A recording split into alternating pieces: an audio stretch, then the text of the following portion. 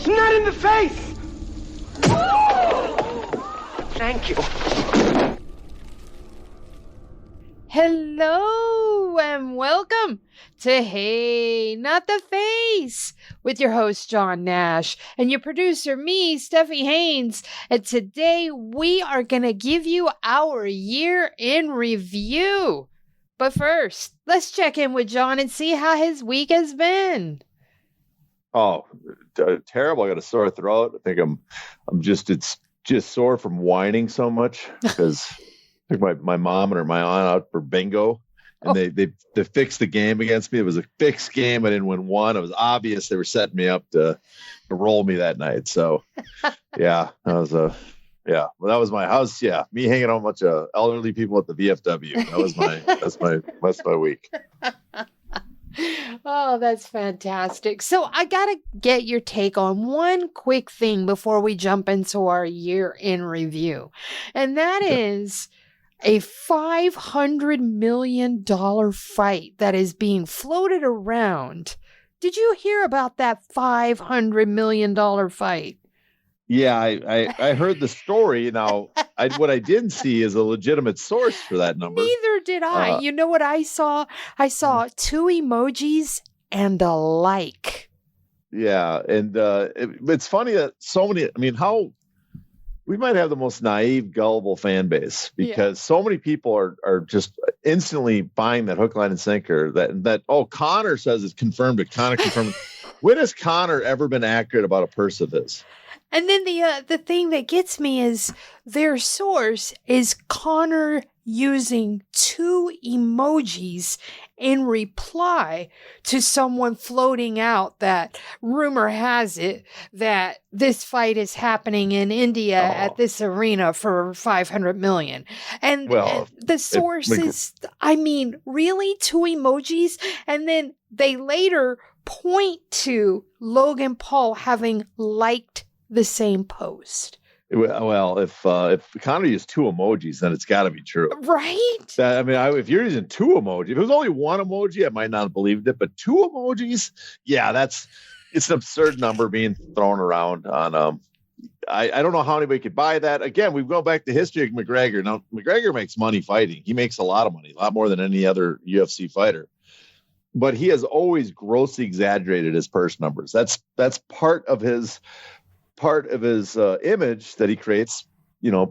His branding is that he's the highest paid guy, and he floats and exaggerates his numbers because he wants to be thought of in the same terms as Floyd Mayweather. So, I don't buy that. 200, come on, 250 million a piece. But who would pay that when you could have got him for a fraction of that? And on top of that, you got to remember too, is Connor's going to contact the UFC. So let's pretend, which I highly, highly, highly doubt that someone's proposing 250 to McGregor. But even if he is, McGregor wouldn't get all that. Yeah. The UFC is going to take a very large cut to allow him to take this match. So yeah, the thing's absurd across the board. And let me ask you real quick, if again, we're painting this with the fairy tale brush.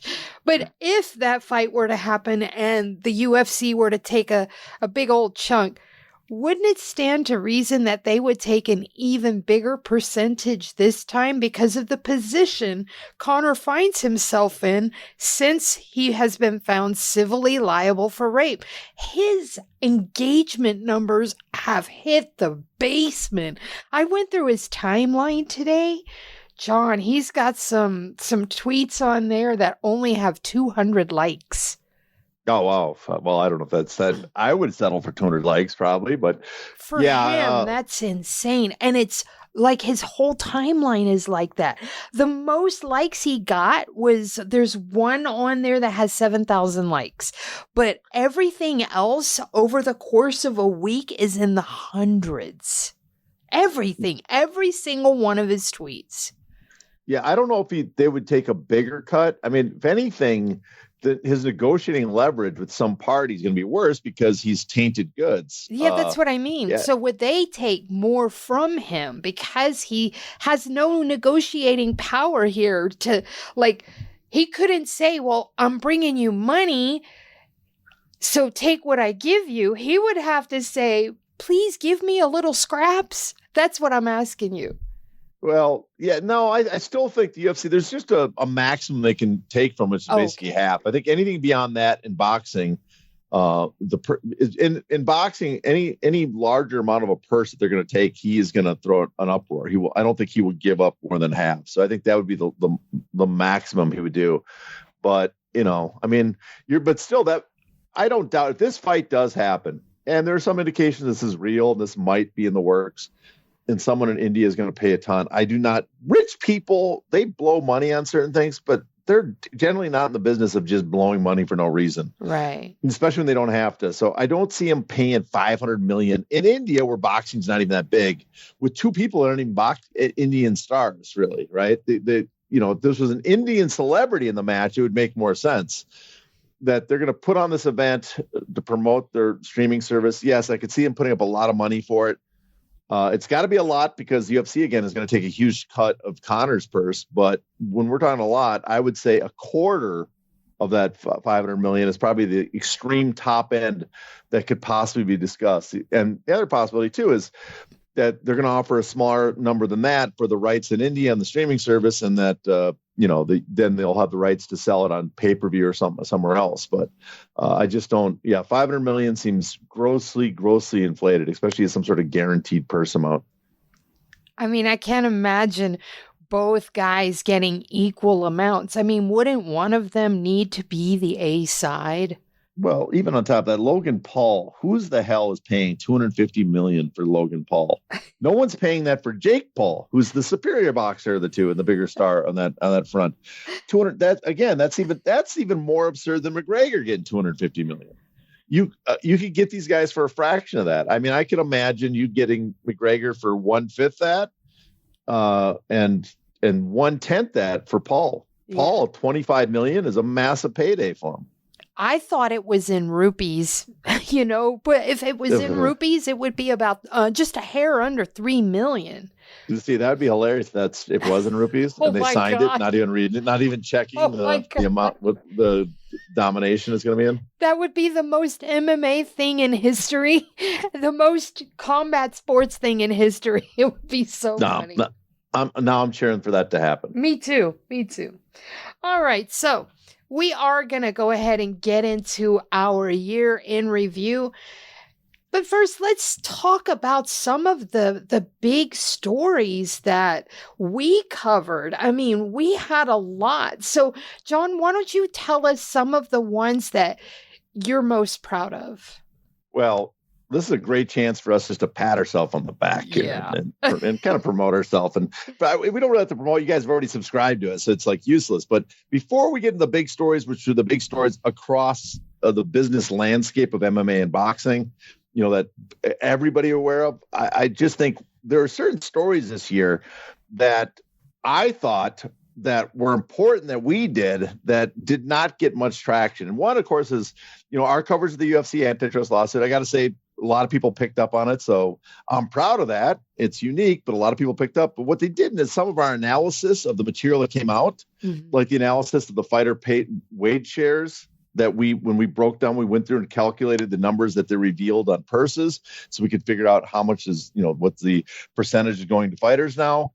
Us going through the congressional records to discuss stuff about like why MMA and pro wrestling was not covered under antitrust law. How can MMA now have their own sanctioning belts, promoters, I should say, operate as sanctioning entities? Because if you look at the congressional record, you can see that, which we covered. I don't think anybody's ever gone through that but us. That's tell you right. the truth.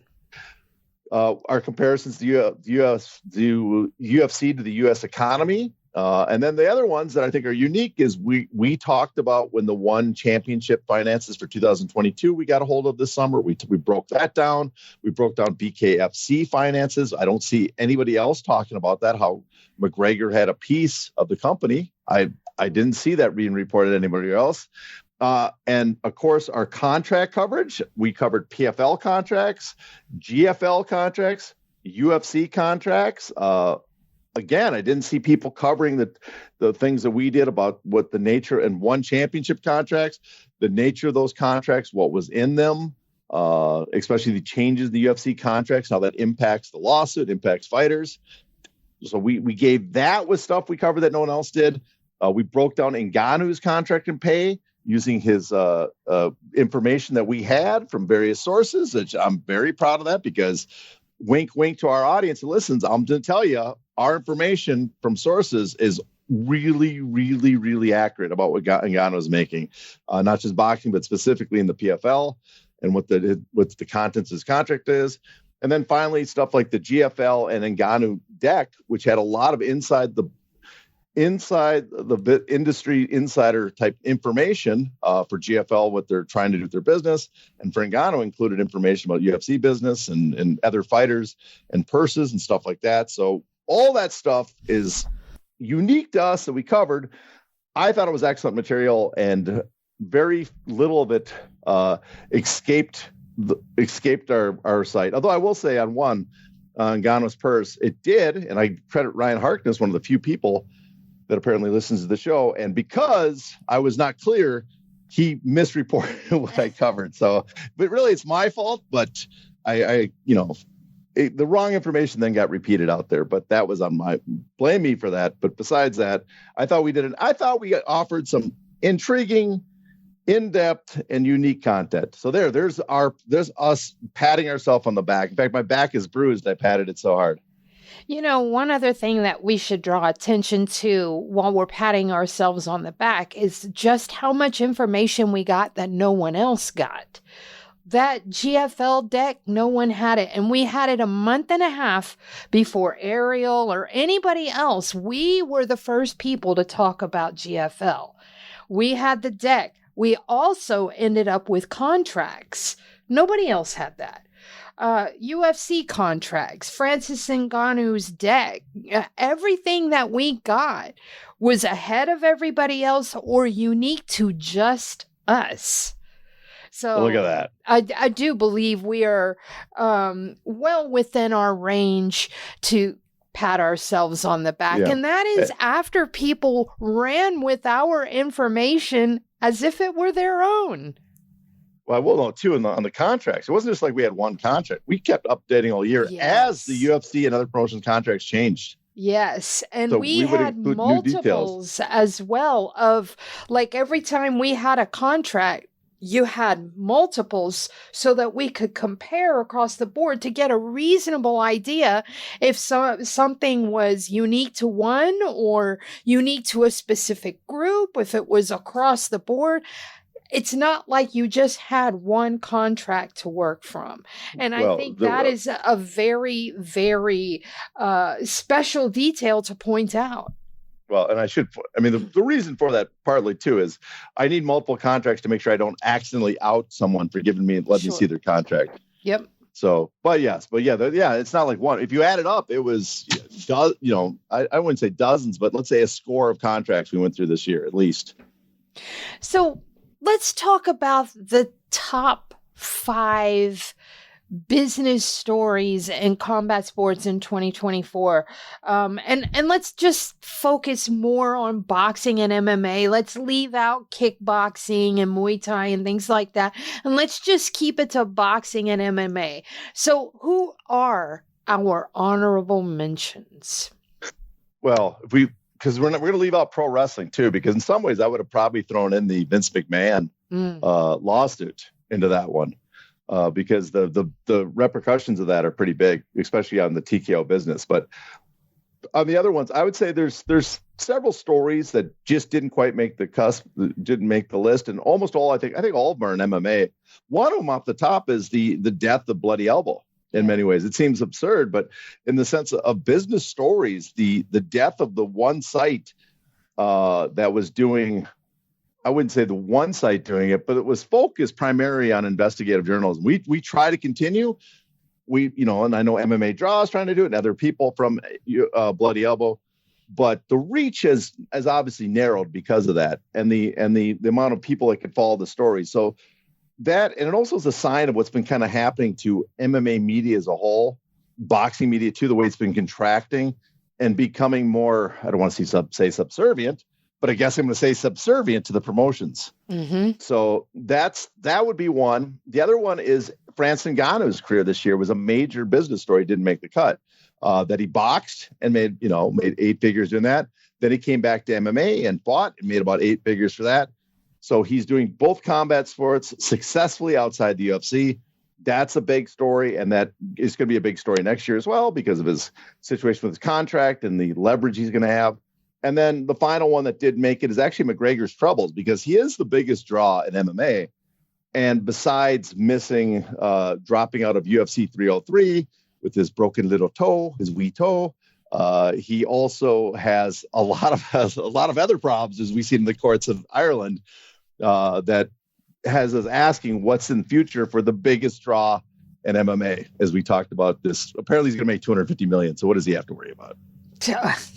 I still don't believe that, but who knows? I mean, I have seen so many things this year that left me floored that nothing is out of the realm of possibility anymore. Yeah, not only do I not believe the story, I can't believe there's so many fans that dumb that believe that story. That's the problem. That's what's really causing me to look on in shock at that story. Yeah. All right, so let's get into what did make the cut, our 5 top stories. So let's start with number 5 and work our way to the number 1 story. But where are we at with number 5? Well, to me, the 5th biggest story in combat sports, the business side of combat sports, not the, you're not going to see Alex Pereira's rise and domination over the year on our list. This is the business side, is the struggles of the non-UFC MMA promotions. PFL, as we saw, has had a ton of bad press. Their events have not succeeded at pay-per-view. Their fighters that they signed with Bellator are upset with them. They have a lawsuit from Gegard Mousasi that's sitting in the New Jersey court. Let's see what happens with that. The fans are getting upset with them too, so they're doing bad. One championship, the duopoly in Asia.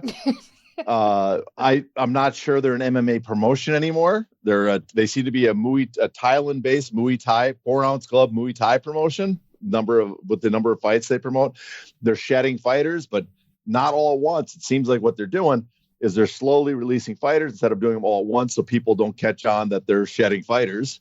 So one's no longer around. Combate Global. Are they even in business anymore? They haven't had an event since June. I believe June or July was their last event. I asked them in August, and they said there'd be news soon about what's going to happen with them, and we are still waiting for an announcement. So it seems like across the board, or I should say across the business landscape, we see in MMA, promotions are struggling. And besides PFL, which I'm positive will be in place next year, and GFL, if they take off, we'll see what happens. A lot of the other major, I put in air quotes, MMA promotions seem to be exiting the business. And so we saw a lot of money come into the MMA industry after the UFC sold for $4 billion, and everybody got excited thinking they can make money in this. And they all tried their silly gimmicks instead of really, building an MMA promotion, because as we've discussed on the show, it's basically impossible to do that because all the top assets are signed to the UFC.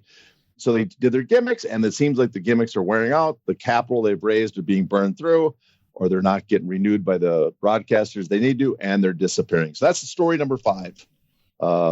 Is that something you think is correct, that we're seeing a lot of struggling MMA promotions out there? Is this the end? I have been saying this for a while that, there is no MMA. There is only UFC. And I believe that. I believe that in 5 years, PFL probably won't be around.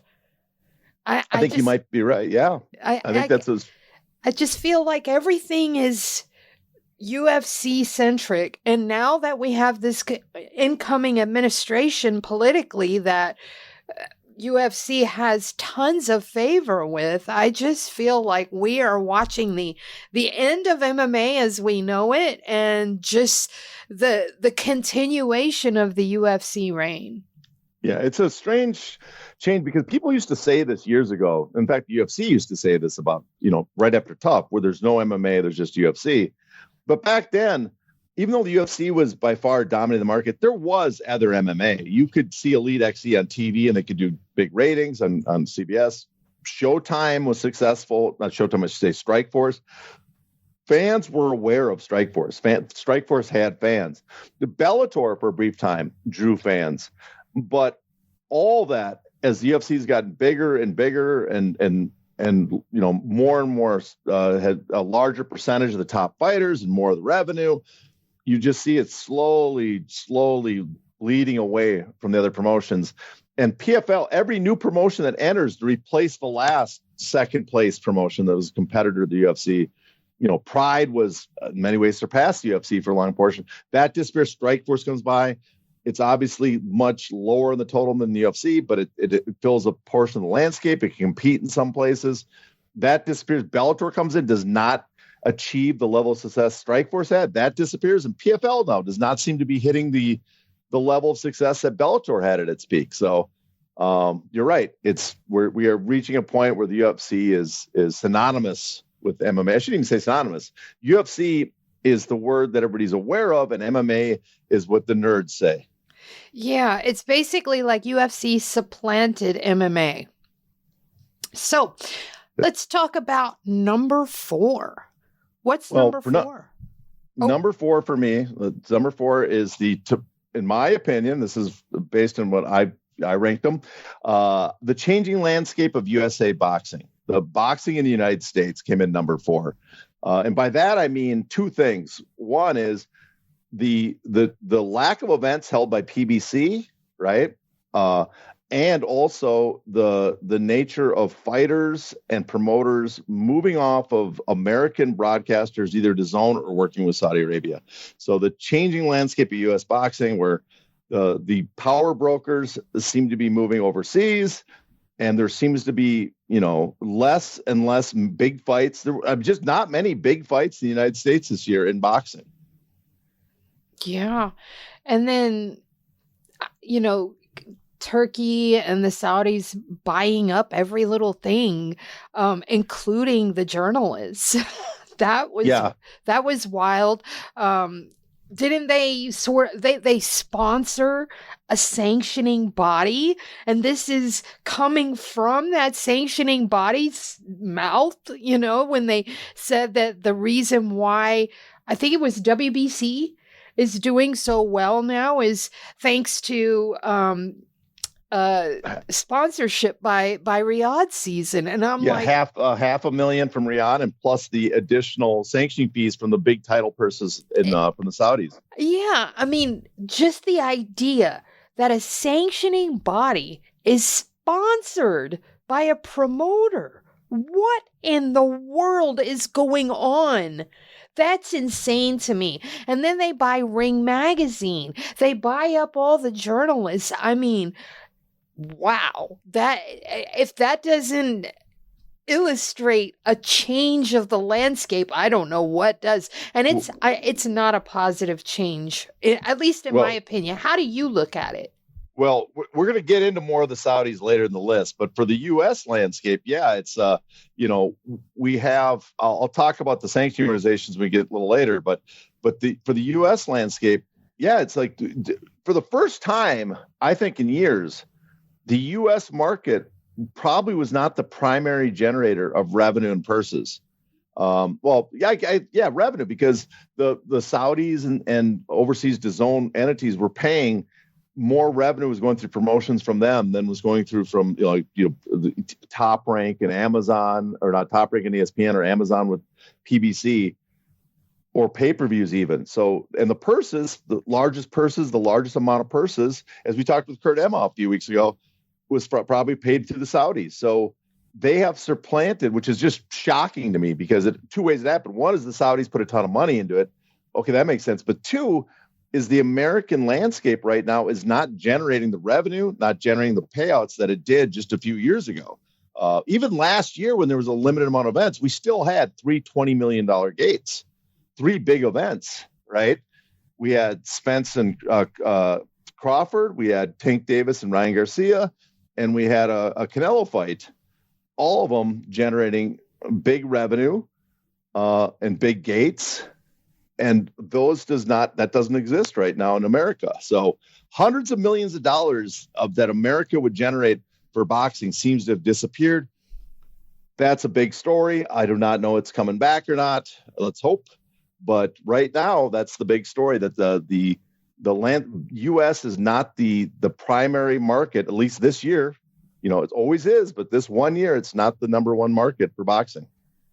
You were talking about the three big matches that they had last year. And you know what goes hand in hand with that and this sudden change is that there's no more Showtime in boxing. That's a big part of it. There's not an entity that Showtime, just like HBO before it, even HBO more so, is they were hands-on with boxing. They were very good at promoting. And I think you could see it when Canelo was on DAZN. They didn't sell as many tickets. They didn't sell as many pay-per-views. He gets on Showtime and they can reach the audience and they did bigger numbers. And that's part of it is Showtime, just like HBO before, they had input on what they wanted to see.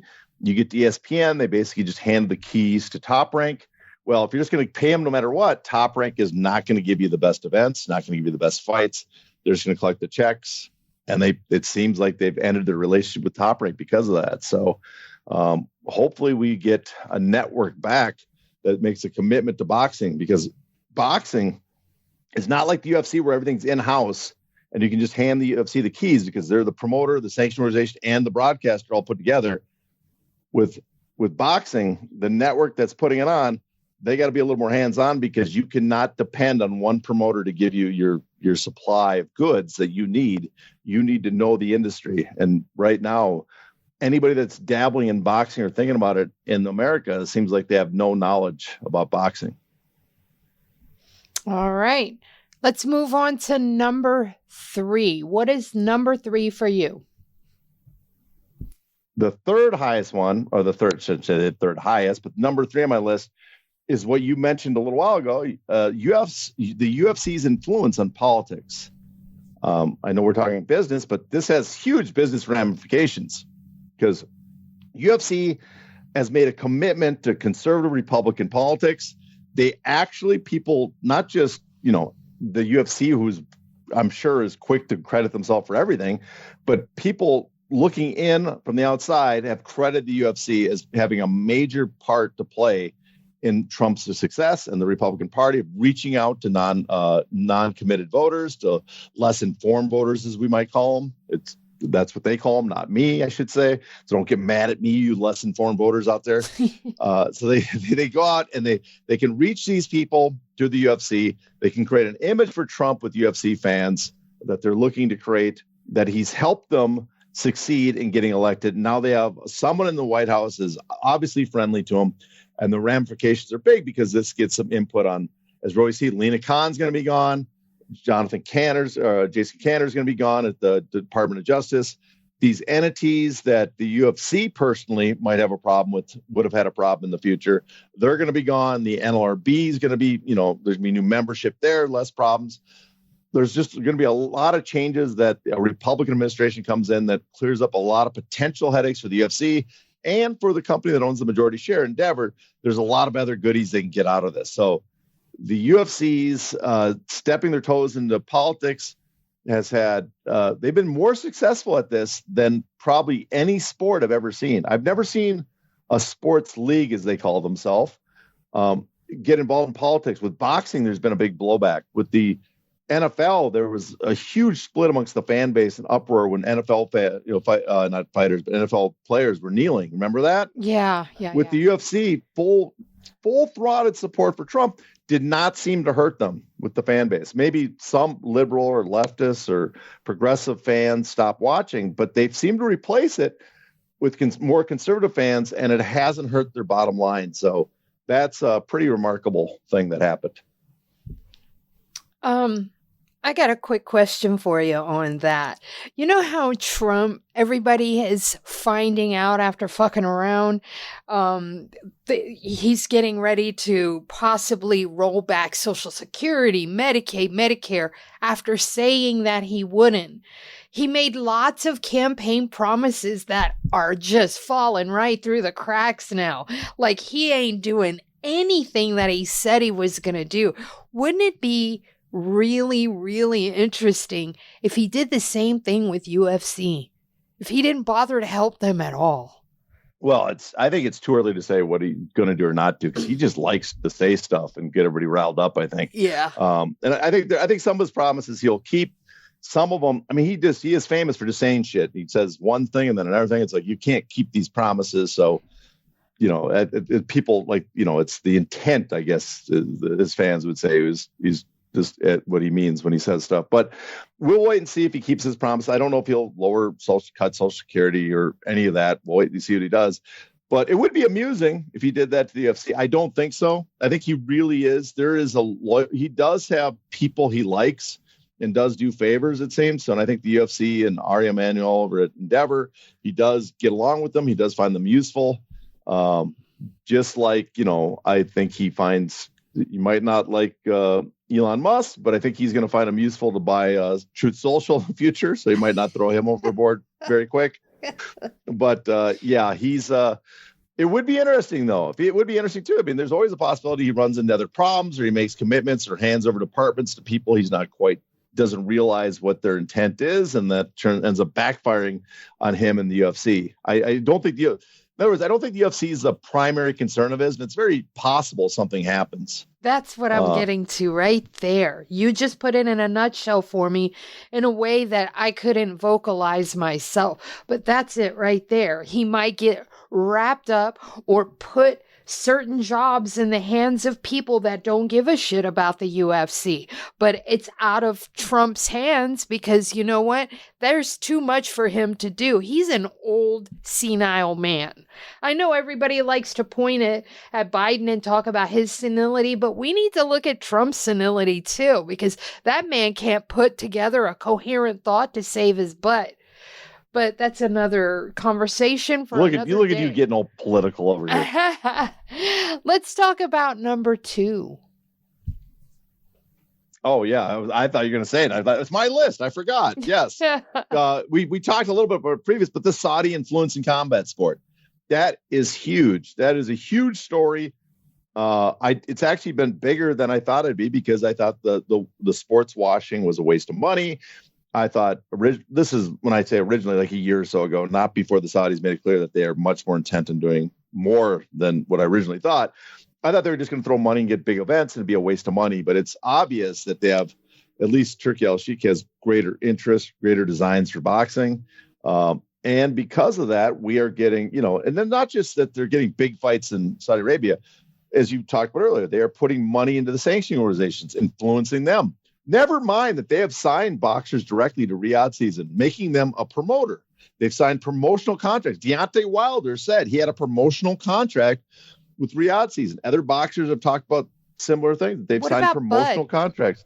What about Bud Crawford? I'm not sure Bud is signed directly with them, but I think he has some deal, but I'm not sure it's a promotional agreement. That I'm not sure of, but it could very well be. But here they are, a promoter, and yet they're compensating a sanctioning organization. That is a direct violation of the Ali Act. Mm-hmm. And yet they're trying to hold events in the United States. Of course, no one's going to call them on that, because no one's going to enforce it in the United States, because, no one cares. And the bodies that are supposed to enforce that or upheld the sport, especially the athletic commissions, the ABC, they don't do it. So that's one. They're spending. They're now buying media sites. They're buying the Ring magazine. They're influencing. They tried to, I guess, invest into Fight Facts to take over for BoxRec. That didn't go well, but they've done a lot. They're signing major boxers. They're making alliances with the promoters, who, because they're losing either on the network deals in the United States, they used to pay a lot in the pay-per-view here, or because they're now working with the zone that seems intent on partnering with the Saudis, the promoters are dependent on both the Saudis more than they were before, because that's the source of revenue now.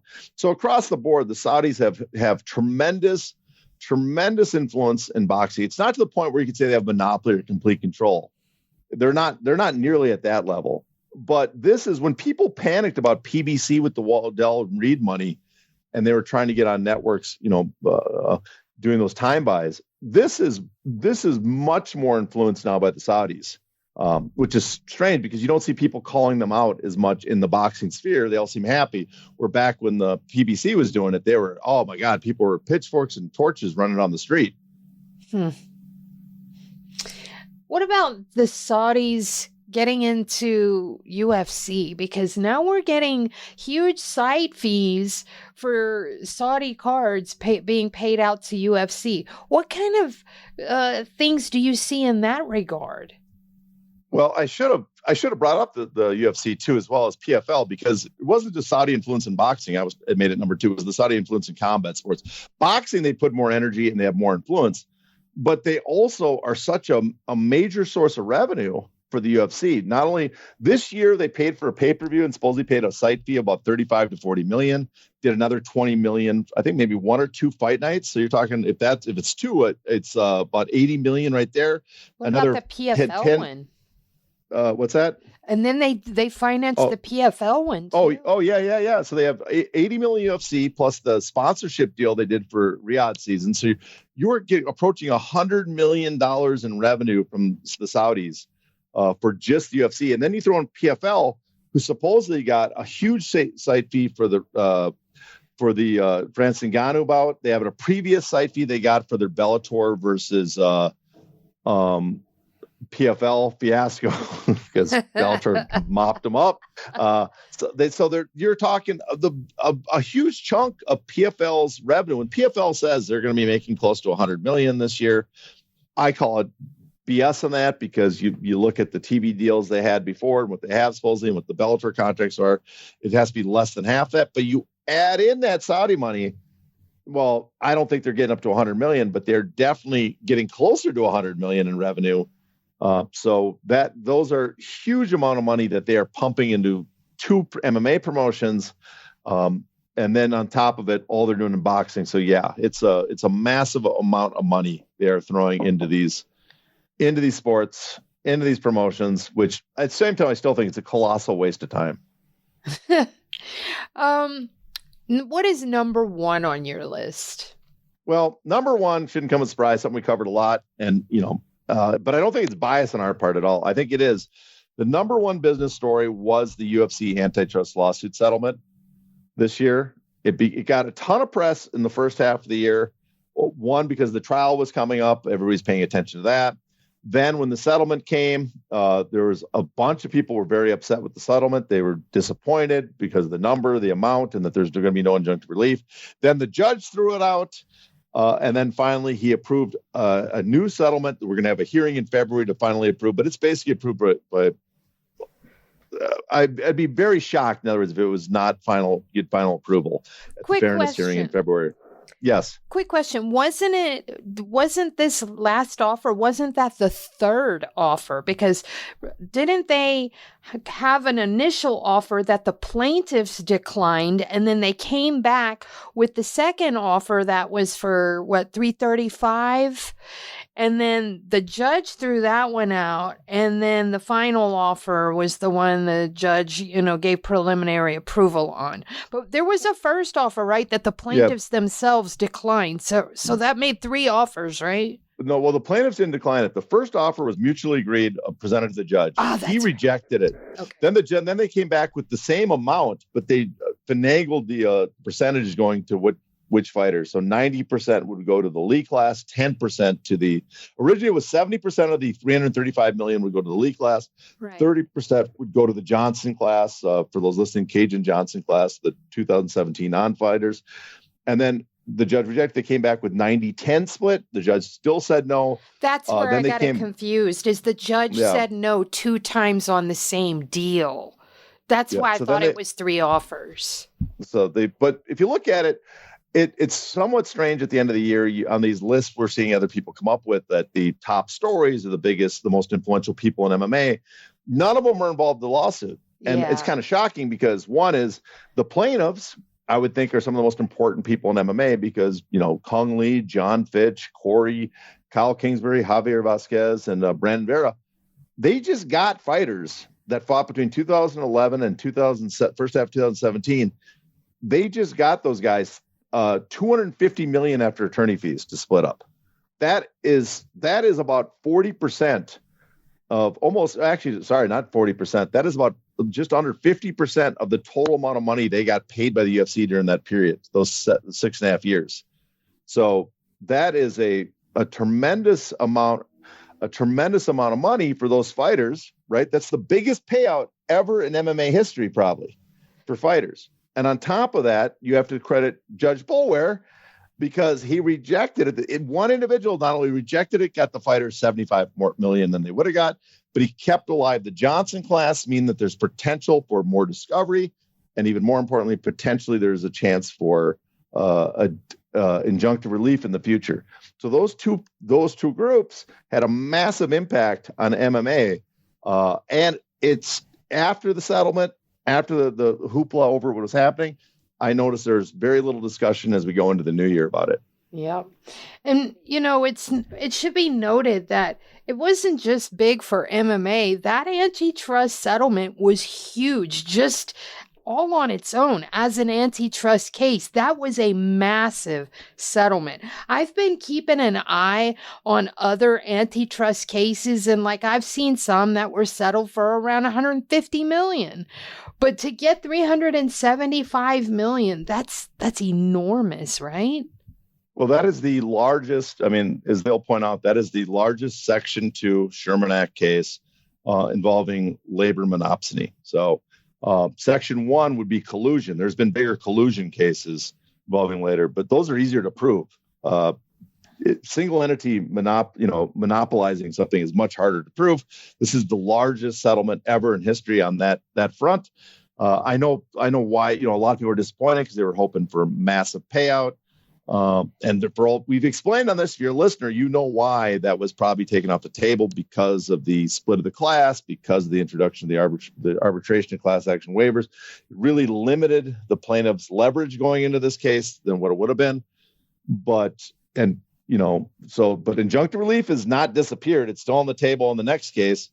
And the fighters of Lee, at the very least, maybe it's not as much as a lot of people are hoping for, but it is a very sizable, in the world of antitrust, it is a very sizable settlement. And those fighters are going to get, for most of them, a pretty healthy check. Maybe not the fortunes that some fans would have seen, but for a lot of fighters, you're going to get them close to or match what they earned during their fighting career. And that's the bottom line right there. Now we have some bonus stuff for you guys, and this is going to be some interesting stuff. To access the bonus content of this episode, you must be a paid subscriber. To do that, go to heynottheface.substack.com and subscribe today.